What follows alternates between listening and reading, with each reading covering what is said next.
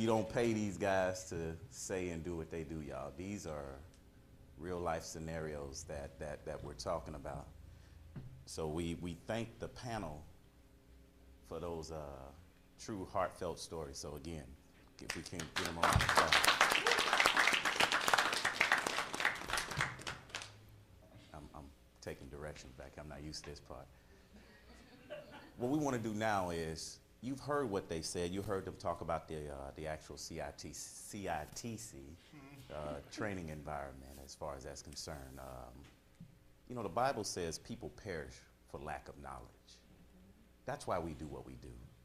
You know, there's a lot of opportunities that myself and Pastor Razor have been presented with, but what we want, this is why we do what we do. This is it right here. Results like these. And this is not unachievable for you as well. So with that being said, what we want to do is open the floor up. And what I really want to do is get you guys to engage these guys. Ask them those questions that you really want to know. Those things that you won't typically ask. Ask them about us, how we are in the class. Now they gon', well, my part, they gonna, but ask them. Get an understanding, because that's the key part is, don't just go to something because somebody else said it. Don't. You need to find out for yourself.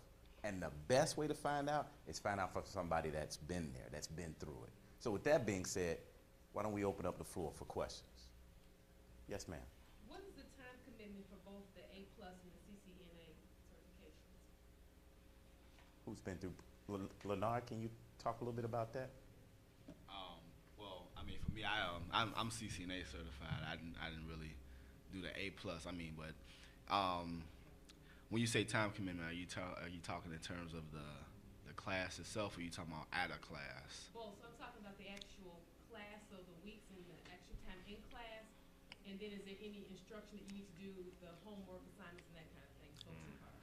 Well, with anything, I think anything that you want to achieve, the amount of the class time itself was a 16-week program, from about 8:30 till about 4 o'clock, I'd say.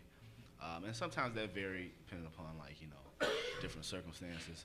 But in terms of out of class time commitments, I think that's varied upon you. And I say that because, I mean, with anything in life, I think, you know, the more time you put in anything, I mean, I think you'll yield better results. So if you ask me personally, right before I got certified, I made up in my mind that I wanted to commit to this about a couple hours a day. And, you know, for me, that became, you know, when I was preparing to take the test, knowing how challenging this class was and how, you know, I didn't want to underestimate the difficulty of the test. I mean, for me, it was an everyday thing. You know, some way, somehow find time in my schedule to dedicate a couple of hours, you know, to doing this. And I'd say after I took the class, the year that I got certified, I think I studied and did some other out of class things for about a month or so. And then I just went ahead and took a chance. I just went and I said, hey, you know what? I mean, I want to go ahead and I want to give it a whirl. But like I said, I think that the whole out of class thing, I mean, some people it might take a little longer depending upon, you know, I mean, some people have families or some people might be working extra jobs. I think that's all dependent upon, you know, you and your own kind of personal thing. But for me, I definitely try to put in 2-3 hours of, you know, kind of out of class time a day to prepare me, and I was able to get certified as a result. So, Mr. Tang, can you talk about the A+ time frame? Yes. It's Saturdays from 9 to 3. It's about 4 months. It's a 4-month program, and then outside of the Saturdays, you know, probably a couple of hours a week you would need to study your materials. The book that they give you is about 500 pages. Yeah, it's a thick book. Can you not make your hand so big? It's a thick book. Yeah, it's a pretty thick manual. It's about 500 pages, so, you know, you can just go through those chapters at home and be ready on Saturday to discuss what you studied during the week. So both programs, A plus is approximately 4 months of Saturday, 4 Saturdays for 4 months time frame. The CCNA is about the same time frame. Sometimes we may run a little bit extra to cover different content and different things of that sort. And as the panel talked about, what happens outside of the class really depends on your skill set, your aptitude, your background, your experience. But I can tell you this, if nothing happens outside of the class, ain't nothing gonna happen at the interview. That I'm pretty comfortable at telling you. Nothing gonna happen at the certification exam. It's gonna happen, but it ain't gonna be the results you wanted to be. So it definitely takes a commitment in the class as well as out of the class. And that commitment goes beyond just reading the manual, per se, the little manual. It really gets into the point of you studying, you practicing. You're going to be provided software, you're going to be provided different software, different reference material. All of those things are given to you to enhance your experience, not for us, but for you when you leave the class, as well as when you go forward for that interview itself. So did we answer your question, ma'am? If I could ask, just for clarity. Sure. When you talk about outside. Hold that for a second. Okay. I got to give you the microphone. Okay. I thought my voice was really loud. So when you say outside the class, are you able to use your own software at home, your computer, or are you given documents and software to upload on your computer to make sure you're able to do the lab work? Chris, you want to talk about that? Can Sure. you respond to that? For both A plus and CCNA, for the A plus, if I remember correctly, there was some practice software you could go through, and that will keep you up to date with the content. For the CCNA,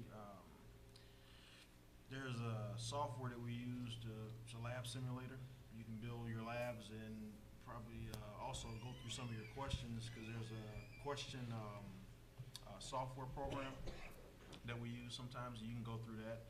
So, and you put all of that in combination with the book, you pretty much got about 75% of what you're gonna need. I say the other 25% is gonna have to come probably from your own research, because even though the books for both classes do a good job of breaking down what you need to know,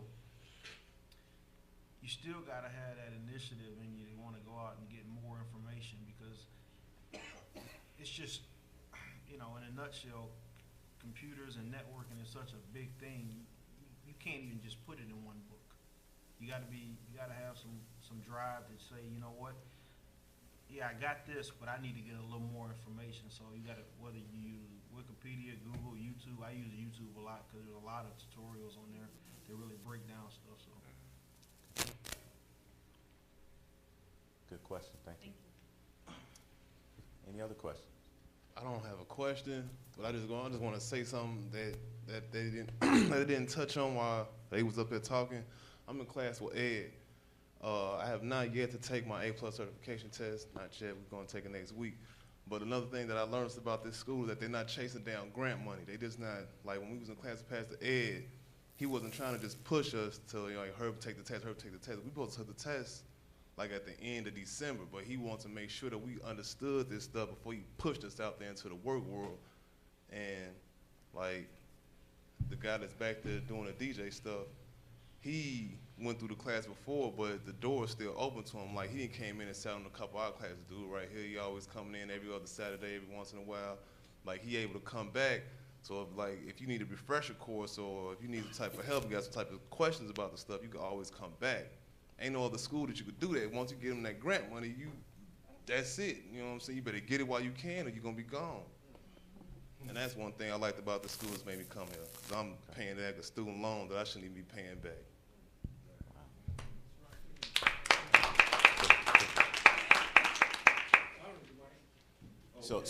So that is something that we, as we talked about, we don't look at this just as an opportunity to, chase someone for their dollars. It's a ministry for us, to be honest.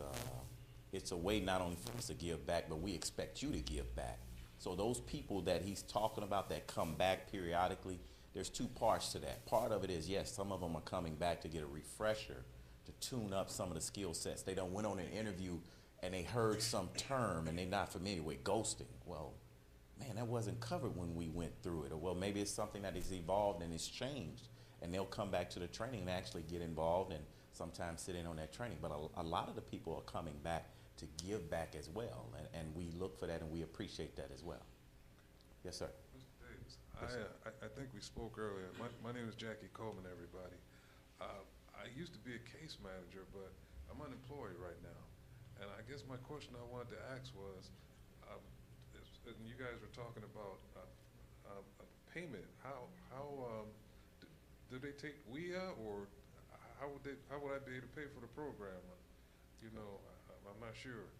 I'm getting unemployment, but that's not covering a whole lot even for my living expenses. Okay. We, as Pastor Razor talked about in the presentation, we are a WIA certified institution, so we are state approved by the state of Illinois. So that's the number one thing we encourage you to do, is take advantage of those state fundings as WIA, and we'll work with you to go through that process to get you approved for that WIA programming. For those that may not qualify for whatever reason that may be, we work with you on a payment scale, and that scale is based upon certain aspects of your life. So we sit down, we go through a financial interview with you. You'll sit with our HR ladies and the admin staff in the back, and we'll talk about them a little bit later on.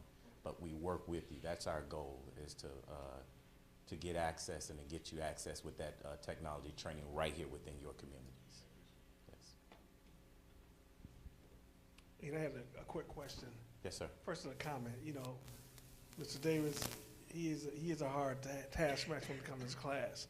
He gives you a lot of information. But I had a question for the panel. A couple of you guys have mentioned that one of the things that you got from taking the class was a vote of confidence when you went on the interviews. Can you talk about specifically what kind of confidence or was it you can attribute to the training? Was it something that you went through, or the actual knowledge, or what was it, if you don't mind? You know, personal experience. This last interview I had for McGraw-Hill, I had about 20 pages of notes and things I wanted to say in this interview if I got the opportunity. Writing all that down, researching it, I had so much confidence when I went into that interview that I was able to really control the interview, expound on things in length, whereas once I showed them that A+ certification, my A+ card, the interview was basically over. They was like, okay, we're done with this guy. We're ready for the next person to interview. So I wouldn't have had that confidence before. And I really knew what I was talking about. I really understood them. I was amazed when I was just writing all this stuff down, and I say, man, I got 20 notes for this little bitty job, but I wouldn't have had that 2 years ago or 10 months ago. You know, I would have still been trying, well, I know Excel a little bit, a little PowerPoint, and that probably would have been it. But being able to talk about networks, routers, switches, even when I say those words out of my mouth, people's ears go up like, what? You know, and I got that from him, so. You know, something else with me, I had to think outside the box when it came to my resume. I know it's really competitive out there. Someone talked me into doing a qualifications resume where my resume only showed my current qualifications. It didn't have a job there.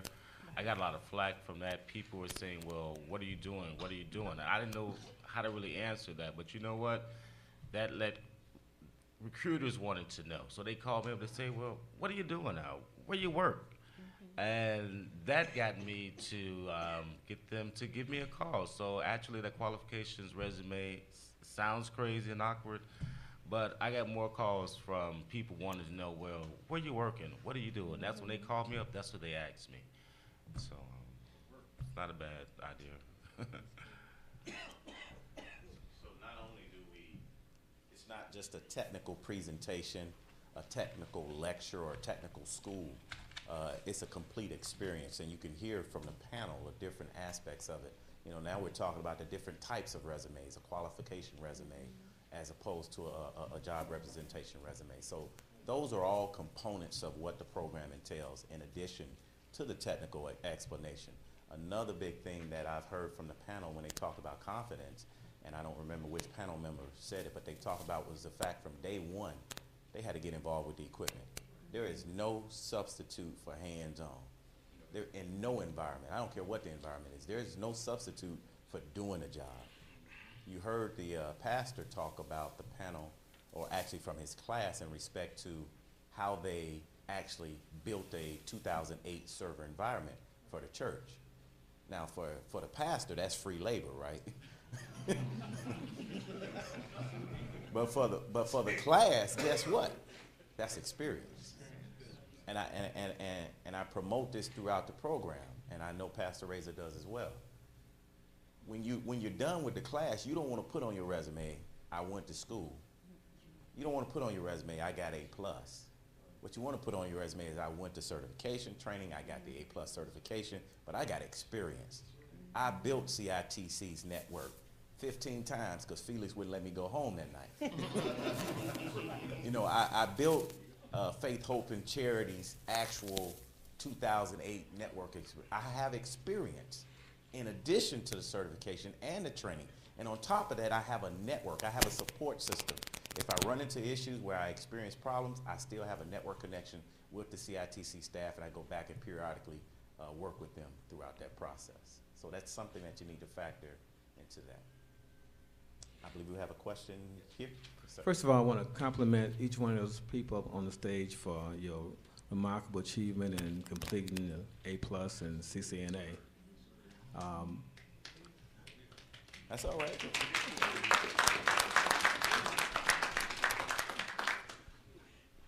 Last year, I had the opportunity to come by the school and sit in for 2 or 3 sessions, and I had the opportunity to work with Chris.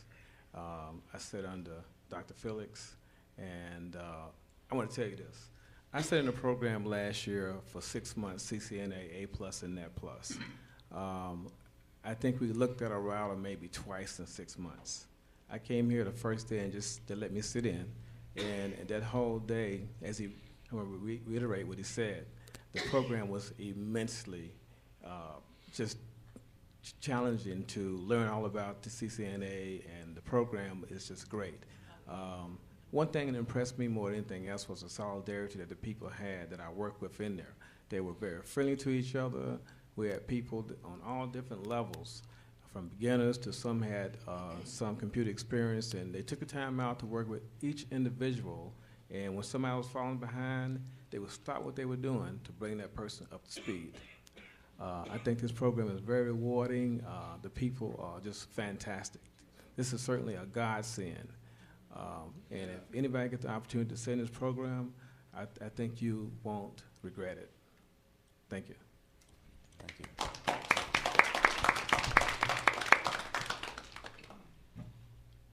Let me ask the panel a question, and anybody feel free to respond. What do you consider what was one of the most challenging components to you actually pursuing the training initially? And how did you get past or overcome that challenge? Whether it was fear or monetary or time or what family, whatever it may be. Lori? Fear. Fear? Mm-hmm. And how did you overcome that fear? Well, I had to study. I had to devote like an hour or 2 a day was studying. As I stated, that I came from an application background, and I didn't know, although I worked on applications and databases, I didn't know anything about hardware. So this was like a new language to me.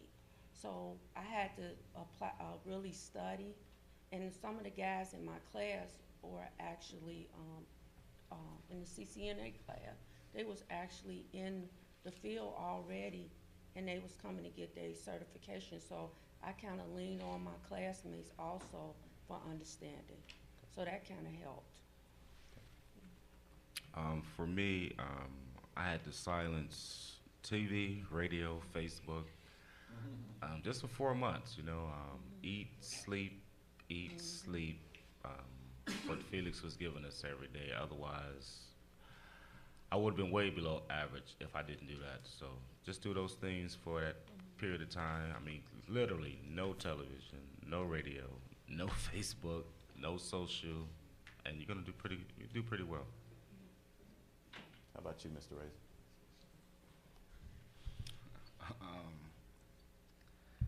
You know, honestly, for me, it wasn't really too much for me to go ahead and get in this class because, you know, my father was pushing me, just telling me, you know, hey, get in this class, boy. You know what I'm saying? That's a good motivator right there. I'm just being realistic, you know. So, you know, and I'm never one to really turn down something new. I think, really, for me, the challenge was just, you know, just staying through it because, you know, a lot of times, you know, when things get hard, you know, people like to just kind of dip out or just, you know, say, I don't think it's going to work. And I think sometimes the hardest thing to do is to learn how to stick it through and just push yourself to work a little harder. And, you know, and that's with anything. And I think that's what I had to do, you know, going through this class. I just, you know, when it did get tough, when Felix started talking in other languages, you know, I just had to, you know, push myself to, you know, learn what he was saying. And like I said, it pays off in the end, and I'm glad that I was able to do that. So, but I like I said, I gotta, you know, give it up to Pops because he was just like, hey, you know, get in this class and go make some money, and you know, it's like cool, sounds good. Guess he to wasn't me. gonna feed you no. right, you know. Okay. Okay. Yes, ma'am. Just a minute. Let me get you the microphone.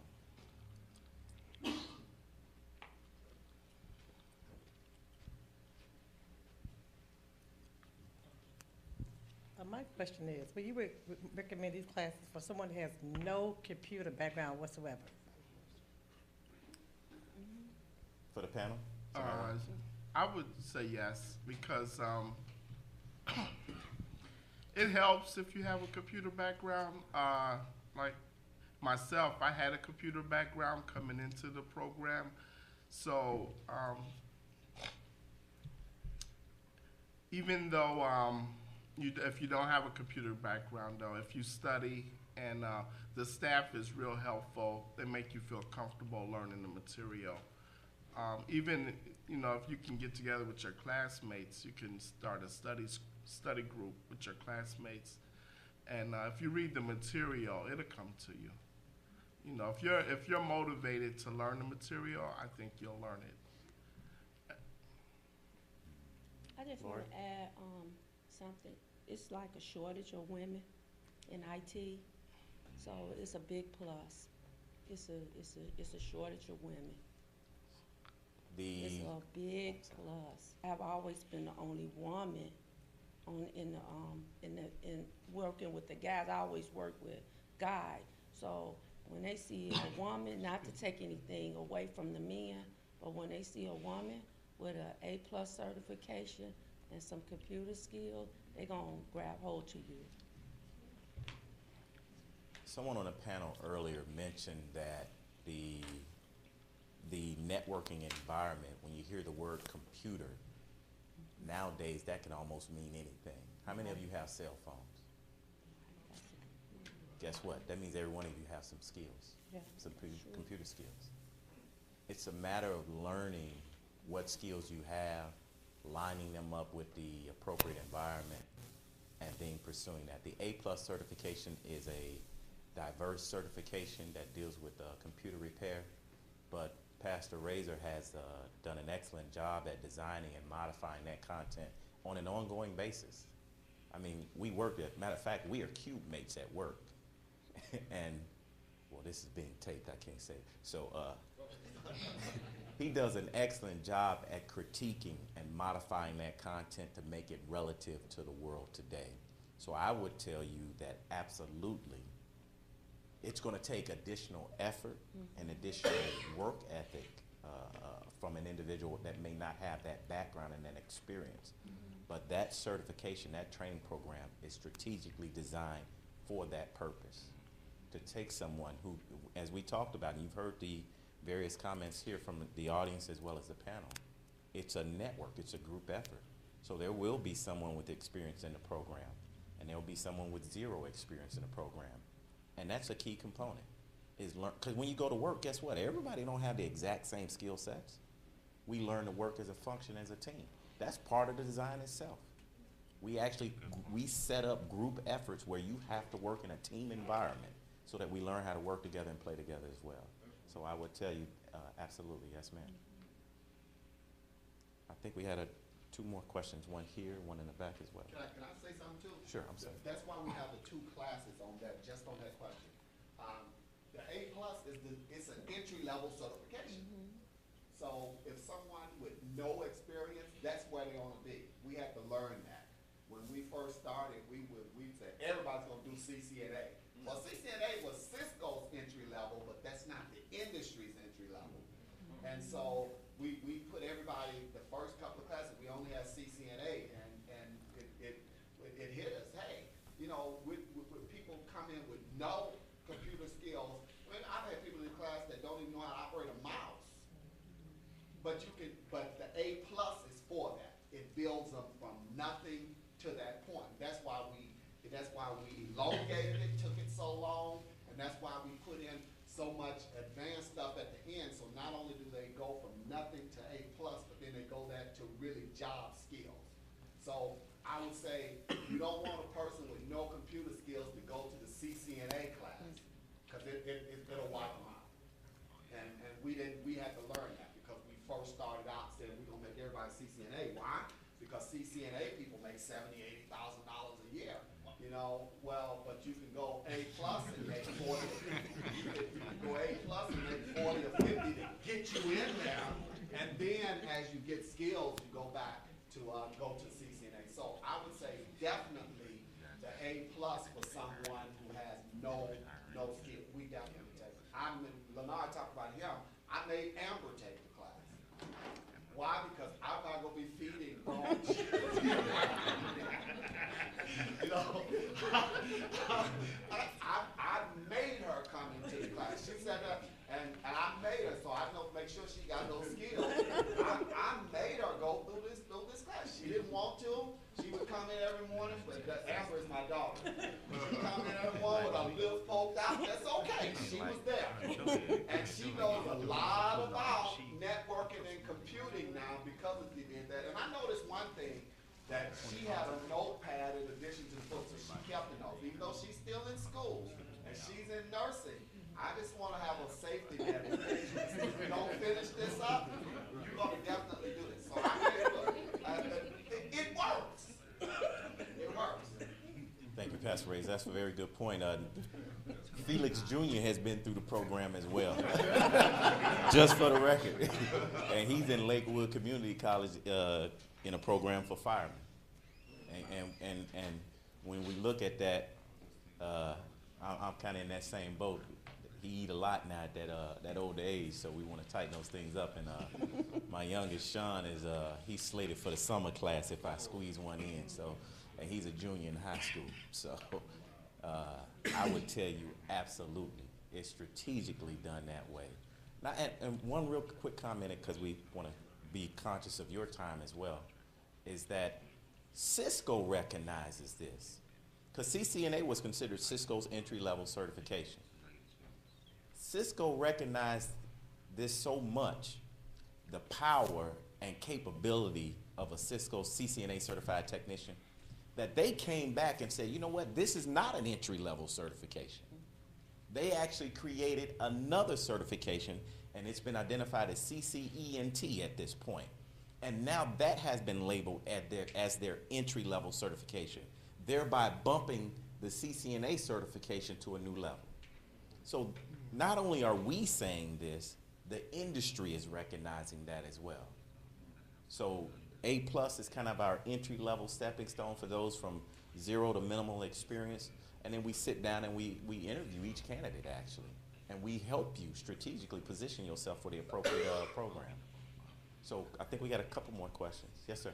This question is for the CCNA candidates up there. Or which portion of the CCNA would you think for yourself was the most challenging? The subnetting, the EIGRP, the OSPF, or BGP, or BGP? All of the above.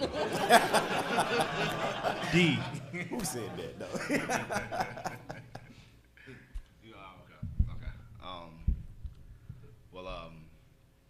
what's the most challenging? I mean, if you want to kind of get technically kind of, deep into it. For me, I'm a numbers guy. I've always been a math, so you find that I think majority, maybe some of some of the other people who've been through the CCNA can tell you, I think majority of people, as soon as they see some numbers and some arithmetic, they just get a chill in their bones anyway. I was a little bit different, I'm always, I'm kind of like a, hands-on kind of just, show me type of guy.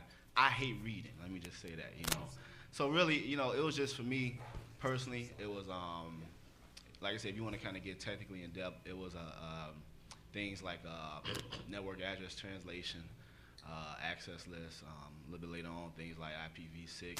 And it was just because for me, it was just things that required a little additional just kind of reading and just, some extra comprehension just to understand what the principles and all the theoretical concepts are. With that being said, I'm not going to sit here and tell you that there's nothing that, that you wouldn't be able to learn. Because like I said, I was able to learn it, and I got CCNA certified because of it. And but like I said, I think most people up here probably tell you that, the subnetting, because you have to, kind of get involved with some arithmetic and some crazy numbers and numerical things, which, I mean, to each his own. But, I mean, like he was just saying, the CCNA is definitely, I think, a little more challenging course just because of what it entails and the types of things that you learn are a little bit more hierarchical, I think, than just, the A+, which is considered the entry level. So overall, it's a more intricate certification level. But with that being said, I got certified, and I believe that anybody here, as long as you put your mind to it and do what you got to do, get certified as well. I say going into it, I kind of what Leonard is saying. When you first see the numbers, if you're not a numbers person, you're gonna probably say subnetting. Okay, let's just get past that. If we can just skip this part, we'll be okay. But you can't skip it. You got to do it. It's tough. But I say looking back, it was tough for me at one point too. But looking back, it's not so bad now. I'll say now more than anything is maybe access lists sometimes. But even those sometimes, I guess it's kind of hard to say it once you kind of get over the hump of going through the struggle of trying to understand it.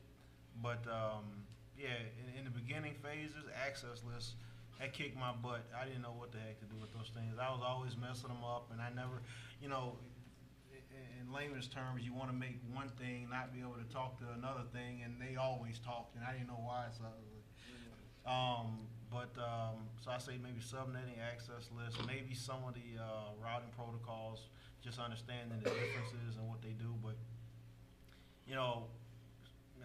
some time has passed now, and then you look back and it's not that difficult.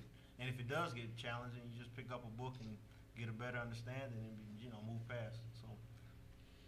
See, they said I spoke another language. They talking that, access this. Now they speaking a new language, so it works. That's true. You got a follow-up question? That's good. Thank you. Thank you, both of you guys. Yeah. Do we have another question? Yes, ma'am.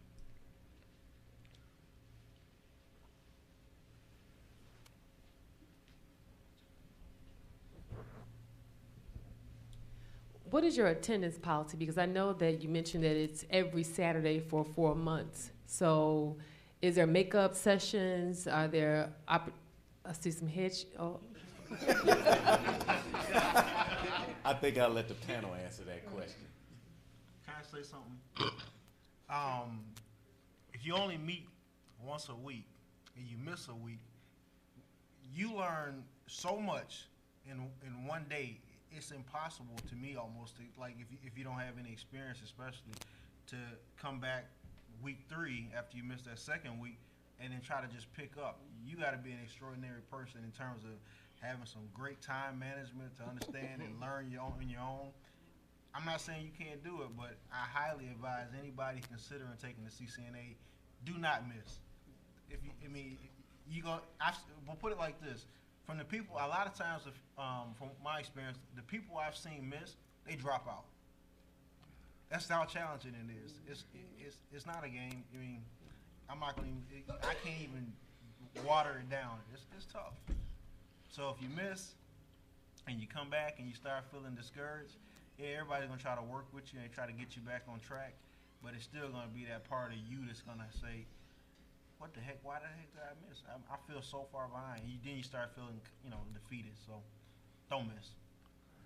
Yeah, because Felix is going to assign you some things to do that next week you're not going to do them again. So you want to be there because it's going to tie in to something that's going to next week, and what he did 3 weeks ago is going to tie in to the 5th week. So can I say something? With that being said, I'm gonna score some cool points. There is no attendance policy. I mean, you're responsible for what you learn while you're here, if you're here, when you're here. So there's really no attendance policy. But at the same time, I think part of what makes these two individuals just so kind of easy to get in tune with, and just people that we can respect and look up to, is that they will find some sort of way if you do miss, especially if it's not just because you just goofing around, but there's some sort of thing going on. They do find time in their busy schedules to give us windows of additional time outside of just traditional class time. My father has been here during the week many times to open up the doors for people who might have missed a week or who might need to reiterate some stuff that they just didn't understand. And Felix does the same thing. I'll call Felix up in a minute. It'll be like 1 o'clock in the morning, and hopefully his wife is asleep so he ain't getting in trouble. I know about that. But these guys are available, and this is outside of just traditional every Saturday for 16 weeks, and that's that goes on that list of things that you just won't get elsewhere. So even though there is an attendance policy, and you should try to be as much as you can, they in the past have been very flexible, and we students of this class have been very appreciative of that, because we've all, I'm pretty sure in some way, shape, or form, have taken advantage and been able to get some extra time outside of class to kind of further enhance things that we might not understand and things like that. So can we just give a hand to these individuals? I have something. When Leonard took the class, I mean, really, he was in his 3rd year at college building. That's when I said, wait a minute, let me teach him this right. So he didn't have an attendance policy. But everybody else signs an attendance policy that requires 75% attendance. He took the class initially in the basement of my house. him and the guy Phil Patterson, because I said, let me teach him before he gets out of college, because he's a musician, and CCNA is a lot more stable than a musician would. In other words, I didn't know. People go to school for the arts, and I always see them moving on with their So he didn't have an attendance policy, right? But yes, we do have an attendance policy where people come. But now he's right. They call us all the time. We work. If you miss just because you had a reason to miss it, it was legitimate, we work something out. We put together because we understand. As a matter of fact, we try to do it so that on Saturdays there's 3 Saturdays and a Saturday off each month. So you don't manipulate, and we understand people have things to do. And that's why we typically go from 4 months on Saturday. Sometimes we end up going an extra month because we give a week off each Saturday so that people can do things. We understand that. But Chris is right too. You don't want to miss because although I do this, and Mr. Davis does this. We come down and open up. It's not the greatest thing. My wife, it doesn't endear me to my wife when I come down here on Wednesday night or because Tuesday I got Bible, so Monday night is supposed to be my night of studying and getting ready for my next week of church. But sometimes I'm down here opening up, then on Wednesday sometimes, and then on Friday. And Leonard and Chris have been good because they'll come down sometimes during their off time, and they'll open up and work with people too. So, but you don't want to miss because we cover a lot of things. We cover a whole lot of stuff when you miss. But we make a lot of this, and we had to set an attendance policy because in order for us to be approved, they needed to know that we had an attendance policy, and we do have an attendance policy that he was in my basement, so he was 100%. Class was in my basement, he was 100% attentive. I was trying to give you some cool points, man. In addition to the things you've heard, we've gone as far as we've conducted online sessions. We've taken advantage. Some of these people are very skilled with other technologies, Skype and different things like that. And I've personally seen some of these individuals take the lead within their own classes and conduct sessions. Okay, I was in class and I actually understood it. Well, I know John Doe, I'll leave him nameless, right? I know John Doe was not able to attend class. So on Wednesday night, we gonna get together and have an online study session. Now, what they didn't know is I had coordinated with them. I would be in the session, just be real quiet, just listen. That way I get to hear the student reteaching what they learned in class, and you also get to hear the student that was not available to see how they interact and change. So we definitely have a way, but we try not to do that on a regular basis because, as someone alluded to on the panel, everything is interconnected. This is not a book that's got 10 different chapters and you can, pass each chapter and get through the program. They're all interrelated. So if I don't understand the foundational points of 1, 2, and 3, 4, 5, and 6 is gonna be a challenge. It's gonna be rough. So we try to make that exception to work with individuals. Things happen, and we try to manage those situations. But you need to be here. I think we'll take a couple more questions because we want to be conscious of your time. And I know Pastor Ray has a couple more slides, and then we're going to wrap up. Yes, sir. Yeah, I was curious as to listening to the panel. You could tell that there is a new language that people coming in is going to have to learn. And I was curious as to how much of that is going to be book comprehension versus kind of picking up hands-on experience inside of the classroom. If you can probably tell me what the percentage is. And I came in a little late, so I'm not sure when this starts because I thought her question was important because it would depend for some people when the start date is. Okay. I'm gonna take this if that's okay. It's 100% both ways. It's comprehension is essential, but the hands-on application is just as essential. So the language that you're hearing the people talk when they talk about network address translation or ACLs or EIGRP, that's the language of this industry. And I'm speaking from the CCNA perspective. We can address the A+ as well. You heard someone say that he already been on a job replacing the hard drives and the motherboards and the memory and those different type of things. Well, that's the intellectual component process of it. I need to know and understand what those things are. But equally important is knowing the application of it. And that's the part that differentiates these individuals when they go on those interviews. In the A+ training, when they talk about AD, we say AD. Well, that's an acronym, or Active Directory. Well, now they need to understand, well, what is Active Directory? Why do we have it? How does it work? But then that's where they go to the next level of it, where Pastor Razor has updated the content material. Now, this isn't even part of A+ certification training per se. So if you go anywhere, well, I don't want to say anywhere, most places, put it this way,